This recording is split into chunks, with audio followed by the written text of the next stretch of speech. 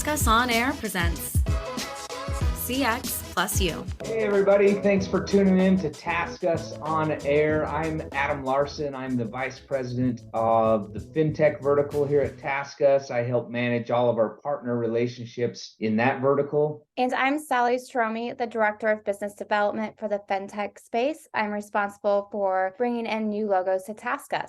And welcome to CX+U, the most ridiculously refreshing podcast on all things outsourcing you'll hear on today. Yeah, ridiculously refreshing for sure. So today we're going to talk about what we're calling money in the machine. So it's a rundown on today's fintech landscape. And in the next 15 minutes or so, we're going to talk about what's new in the fintech space. Lots of things going on out there. Probably the major thing that's on everybody's mind, FTX we'll get to. And we're going to talk about what's on the rise. There's a lot of challenges in the industry right now, but some parts are seeing good success and still primed for good growth. And what are the trends to watch out for? Where is the investor money going? What are current companies in the space doing to broaden their offering, and those sorts of things. And then we'll talk a little bit about buy now, pay later, which was a darling of the industry a year ago, and a little bit of noise around that offering now. So we're going to talk a bit about that and maybe what's next for that offering. So let's chat about FTX. Yeah, Adam, have you seen the news lately?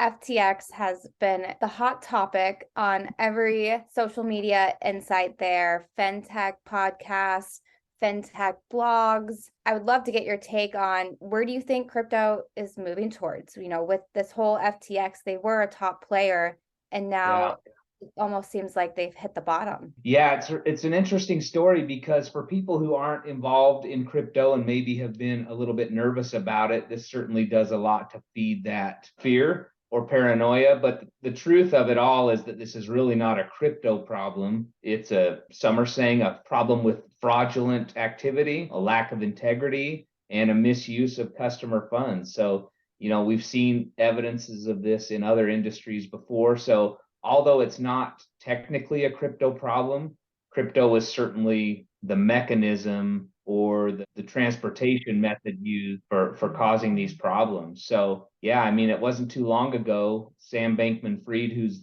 of course the founder or CEO of FTX, they call him the wonderkind, or the wonder kid. But now it seems there was a lot of stuff happening behind the scenes that maybe was not on the up and up. So it's interesting to think about what's next for crypto. I think you see companies like Coinbase and Binance, companies like that who are trying to stay in the background and avoid some of this controversy. And you wonder whether they're going to come out of this in a better place. Obviously, they're losing a competitor. I wonder what the impact's going to be from their customer base. Yeah, ever since the crypto winter, you look at it, and I think everybody was assuming there would be 3 top players in the industry, and they would acquire all the smaller crypto companies to stay afloat. So you would think that all of these companies are consolidated. And I think a lot of people had bets on FTX was going to be that player. You have Binance and Coinbase, but FTX, they were founded just a couple of years ago, still very young, but they have exploded over the last year. And so my bet was on FTX being the top player. So when I saw the news Binance was about to acquire FTX, it kind of makes you question, like, what's going on? Where's all this money going to? And then now Binance has pulled out. And so Binance and Coinbase are the 2 biggest players. So do we think there's going to be another player that comes along that's going to take advantage of this? Or do we think Binance is going to be at the top at the end of the crypto winter? Yeah, it'll be interesting. I know lots of people are out there looking for hardware wallets for their crypto. Difficult to trust keeping it in an exchange or in a soft wallet anymore. So one of the guys on my team sent a note to our team yesterday saying, hey, if you want a hardware wallet, you better go get it soon because there's like a 2 to 3 week waiting list just to get the piece of hardware to store your assets on. So yeah, it's an interesting time for sure. We'll see. I'm curious on a side note whether Binance was really ever interested in acquiring FTX, or they knew there was some shady stuff happening there and wanted to shed some light on that. So offered to purchase them, then said, we don't like what we see, we're backing out. And it seemed like that hastened the fall of FTX. So Yeah, super interesting time. Yeah, I think crypto is what makes the fintech space exciting. Yeah. There's a lot of discussion on, is crypto fintech? Does it belong in the fintech space? So there's always something new. It's evolving every single day. So I think that's kind of keeps our jobs exciting, keeps the news coming and keeps you on the edge of your seat. Yeah, it's exciting for sure. It's not for the faint of heart. Awesome. So we could talk about crypto all day if we wanted to, but let's talk about something else. Let's talk about this idea of a fintech super app. What does that mean in your mind, Sally? It's interesting, going to Money 2020 about a month ago, you look at all of these companies that are out there and really the fintech banking, the super apps, kind of like Starling Bank and Revolut and Cash Plus, Monzo, are all offering these super apps today. So in my mind, it's these platforms that provide users with an all-around experience in terms of financial services. So it kind of broadens their offerings, which I think, in today's world, to compete in the space, this is the future of finance, and this is going to be the next big thing, where I think you're going to start to see a lot of these traditional fintech companies, a lot of these traditional banks are going to have to adapt and change to this. Yeah, I agree. It's interesting because there's this idea of a super app just from a banking product standpoint, and then you start to bring in this retail element, and you've got companies like Klarna or like Sezzle and other buy now pay laters, which are now integrating a retail or an e-retail component to their super apps, right? So before you could go to, let's say, a Nordstrom website and purchase a product, and maybe they were partnered with Klarna to be able to make payments on that product. Well, now you can go to a Klarna website and you can shop for products from Nordstrom or from a variety of retailers. All the retailers that Klarna was partnered with, you could go on there and shop through that method. So it's a good way for a buy now, pay later company to keep their customers captive and make sure you're using their product for the short-term lending solution, right? So, and then you start talking about, to your point, these banks that started out maybe just offering a debit card or a credit card, and now it's expanded to deposit accounts, checking, savings accounts, and now lots of talk about mortgage lending and how that's going to start to grow in this space. So it's really interesting to see how people have grown, companies have grown in the breadth of services they're offering. What about this payment space? You hear a lot about payments. When I think about payments, kind of the OG of it all maybe was PayPal. In the beginning when we used to shop on eBay, I think some people still do. I haven't for a long time, but it was all about PayPal and do you have a PayPal account and blah, blah, blah. And now we've got Venmo and, lots of other options. So that's kind of from a retail or consumer side. And then you've got on the business side, payments companies like Stripe and Square and NAB and companies like that. So what's really happening in the payment space? Why is that such a popular space, do you think? I think you bring up a good point. It used to be PayPal, and now you have Venmo, and it was just making payments to your friends. But now they've expanded into investing, they've expanded into crypto, they've expanded into now it's like Apple Pay. You can pay with Venmo, you can pay with PayPal. So it's an interesting space for sure. And I'm interested to see kind of what is the future of it. I don't think it's too crazy to say that it could be, the next banking platform. I could very well see Venmo, PayPal going into a banking because, I have some friends that use the Venmo as kind of a savings account. So when does it transform into more of the savings banking platform than a payment platform? So I could definitely see it going in that direction. Yeah, that's a good point. I didn't think about that, but almost every place where I shop, I've got some kind of a little balance that's come either from a return, of some kind, or like a Venmo where people have paid me and they're more than happy to just let your money sit in their account, right? And then you just start to use the funds that have accumulated there to send to other places through Venmo. And so you're really cutting out your bank. So it's a good point. I was thinking about it this morning and I thought, well, they say money makes the world go round. And so obviously the way that money is exchanged becomes a super critical element and everybody wants a piece of that. You talked about Money 2020, and I could not believe the number of payments companies that were there. And I wonder, what will be the differentiator for these payment companies. Right now, we're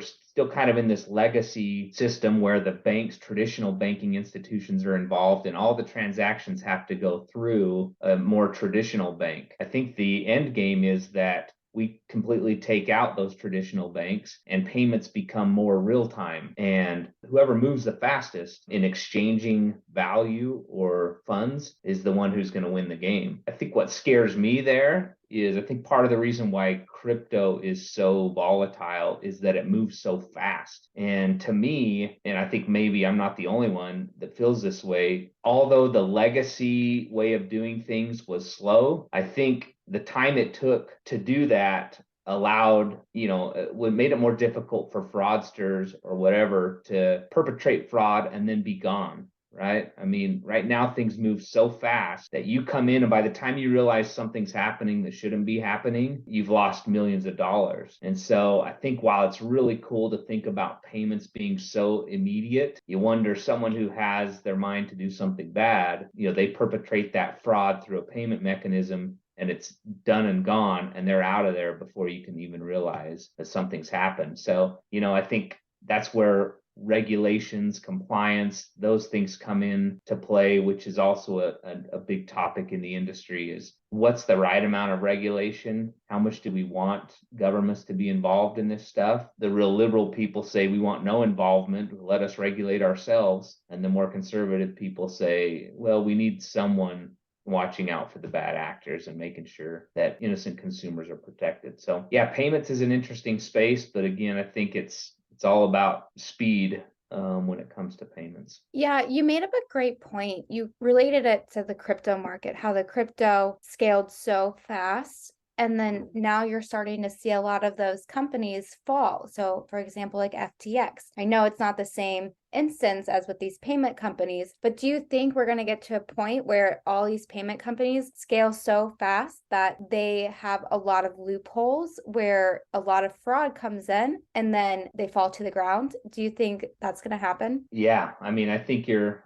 seeing it now. The amount of fraud in the crypto space has increased a ton over the last year or so. I mean, in the beginning, that was it was one of the reasons why people encourage you to use crypto because the blockchain technology was supposedly so secure that it was super difficult to perpetrate fraud there. But the bad guys, they're smart too, and they figure out how to get things done. And you always got to try to stay one step ahead of them. And that's, that'll be a challenge. Even if governments come in with regulations, they'll face the same problems. And that is staying ahead of the bad actors. And so it won't solve all the problems, but I think in some ways it adds an insurance layer. This FTX problem is really an issue with funds on hand, right? So they should have had enough funds available for all of their customers to withdraw their crypto, but they were using the funds for other things. Traditional banks have regulations that require they keep a certain amount of funds on hand to avoid these kinds of problems. So for those who are pro-regulation, this FTX fall is going to be a poster child for them, and they're going to be using that to further their agenda for sure. Another thing that's interesting is this idea of software as a service. One of the companies that I've been following is Brex. And, Brex started out as kind of a corporate card or business expense card provider for startups. They specialized in serving small startups who had a hard time getting credit from traditional banks because they're at the beginning of their journey, don't have capital, collateral to offer. And so Brex saw that as an opportunity and started to offer that product. What's interesting though is in the last, I think it's been 4 or 5 months, maybe it was a little longer ago, they actually let go of all their small business partners and said, we're changing our model to be more of a payment, not a payment processor, but a expense management software provider. And so we think that that type of product, the market is bigger at the mid to large size companies. And so they actually just said goodbye to a large portion of their small business customer base. So it's an example of how companies are seeing software as the future in the space. Any thoughts about what you've seen from a companies that offer software more than, consumer products? Yeah, I think that's an interesting point. As you look through our economy today, especially with Brex, they started out as a startup, had this business model, and how the economy changed. They completely did a 180 flip, changed their business model to accommodate the economy. And I think that's what you're going to start seeing today. I think a lot of these consumer products are great, but I think where you're really going to excel is adapting. Who can adapt to the economy or have the knowledge around this isn't going to keep us afloat. We have to change our business model to provide more of a software because that's what companies need today. I think the ones that will excel are the ones that are going to look at the economy and look at where is the need, not necessarily the want, but where is the need? What are these companies needing? And I think Brex did a great job of adapting to the change and looking at this really isn't working for us. So where is the need at? And they saw that need was an expense management platform. So I think it's interesting and I think it's a smart move for Brex. Yeah, and I don't know if they had good foresight or what, but it feels like when we're heading into this recession period, probably the more reliable space is going to be in the business to business space, and less on the consumer side, maybe less volatility there. So yeah, I think Brex is coming off looking pretty good for this change in strategy. Another change in strategy, and maybe in some ways going the other direction, is Marqeta. I know you have some experience with Marqeta and their products, but what's the latest? I think this announcement came while we were down at Money 2020. What's on the horizon with Marqeta? Yeah, Marqeta is interesting. They have definitely been one of the companies that have grown very quickly. And, I think they're on the horizon of kind of being a top player in the space because now they're starting to add more services. When we were at Money 2020, their announcement was adding banking services, which I think is very smart on their end. It just broadens their user base. They already have the payment space pretty much consolidated with Marqeta and now moving into the banking services. So it's going to be interesting how that rolls out and how the users and the consumers take a part of it. Yeah, it is interesting because we talked about the broadening of services, and the more you can offer, the better. I think it's true when you talk about from a B2B versus a B2C approach. In Marqeta, which has traditionally been a more B2B approach, offering card products and payment services to merchants and issuers. Now it's more about the end consumer and what can we offer? How can we get a piece of the game from an end consumer perspective? So I think they're all learning from each other. It's interesting because they all use each other's products to kind of enhance what they're offering. And in that process, they learn, hey, this isn't so difficult. I think we could probably offer a product like this. Now we know how it works. Let's just do it ourselves.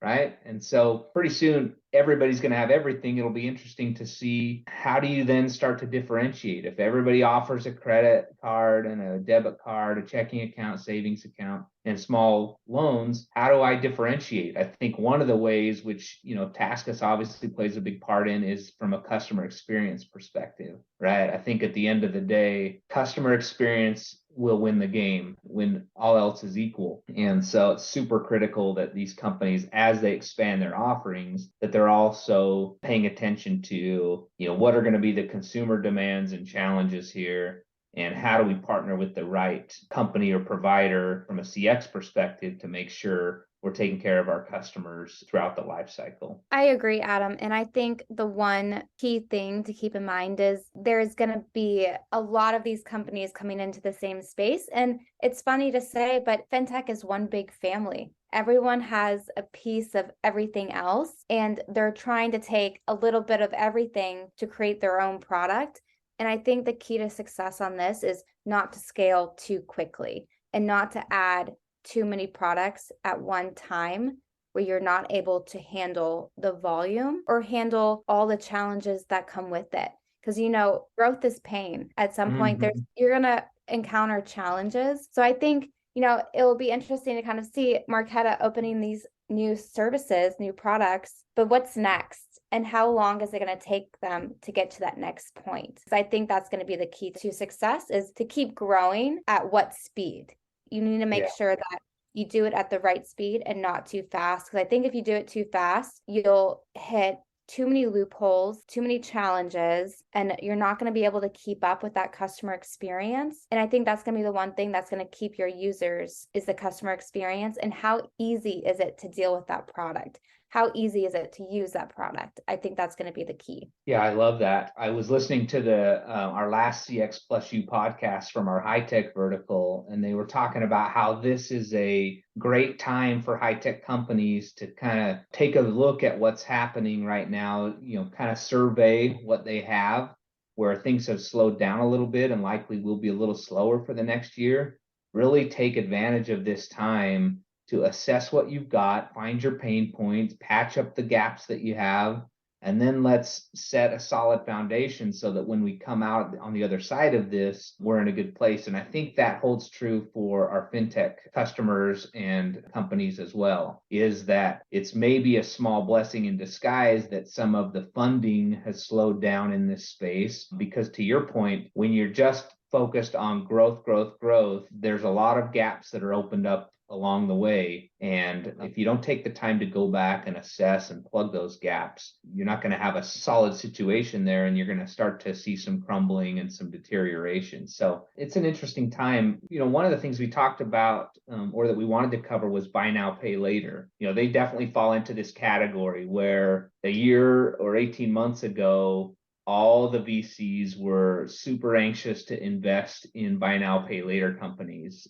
This novel idea for short-term lending that would open up the marketplace and allow retailers, hopefully funnel in more customers to retailers and increase the amount of spend. But it seems like buy now, pay laters, most companies are struggling. What do you think's happening there? Yeah, I think what's happening at this point is everyone's starting to figure out that buy now, pay later, it's a lot simpler than what people think. And I think that's why you start to see bigger players now adding payment options.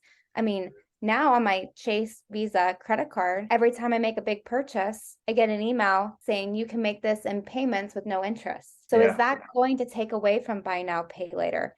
And I also think for these buy now, pay later platforms, for them to survive, think they need to adapt, and I think they need to be creative on what else can they offer.